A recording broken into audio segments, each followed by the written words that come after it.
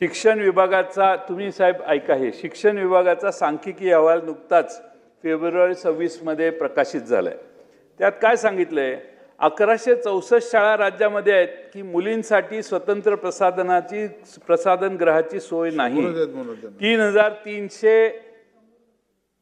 3,328 शाळांमध्ये वीजही नसल्या नाहीये।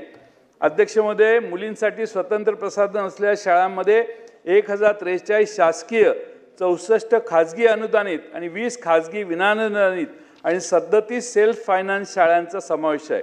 आणि याचं सगळ्यात जास्त प्रमाण हे बीड जिल्ह्यात आहे, हिंगोलीत आहे, नांदेडमध्ये आहे, परभणीमध्ये आहे, गडचिरोली, जळगाव, अमरावती, नाशिक, सिंधुदुर्ग या जिल्ह्यामध्ये 50 ते 100 शाळांमध्ये साधारण सुविधा उपलब्ध नसल्याचं समोर आलेलं आहे। तुम्ही माझ्या जिल्ह्यात या, माझ्या जिल्ह्यात 550 550 शाळा अशा आहेत की ज्याच्यामध्ये लास्ट शेवटचा मुद्दा, शाळा 550 शाळा अशा आहेत की ज्यात मुलींचं टॉयलेट वेगळं आहे, मुलांचं टॉयलेट वेगळं आहे। 5 स्टारमध्ये गेल्यावर जसं टॉयलेट असतं तसं माझ्या जिल्हा परिषदेच्या सांगली जिल्ह्यातल्या जिल्हा परिषदेच्या शाळांमध्ये टॉयलेट्स आहेत।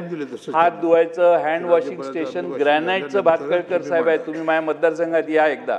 आणि शाळा सगळ्या टापटीप आहेत आणि अतिशय उत्तम शाळा आमच्या सांगली जिल्ह्यात उभ्या झालेल्या आहेत। पण ही आकडेवारी महाराष्ट्रातली जर वाचली तर आपली सगळ्यांची मान शर्मेने खाली जाईल। म्हणून माझी विनंती सरकारला आहे की सांगली जिल्ह्यात जे आम्ही मॉडेल स्कूल केलेलं आहे, अजितदादांनी मागं घोषणा केलेली, हे मॉडेल स्कूलचं जे सांगली जिल्ह्यात केले ते आम्ही सगळीकडे रिप्लिकेट करू। तर माझी मुख्यमंत्र्यांना विनंती आहे की त्यांनी याच्यात लक्ष घालावं आणि महाराष्ट्रात सगळ्या शाळांमध्ये, जिल्हा परिषदेच्या शाळात आणि शासकीय अनुदानित शाळेत मुलांचं आणि मुलींचं टॉयलेट वेगळं असावं, स्वच्छतागृह याची व्यवस्था करावी। या राज्यपालांचं अभिभाषण जरा मोठं आहे।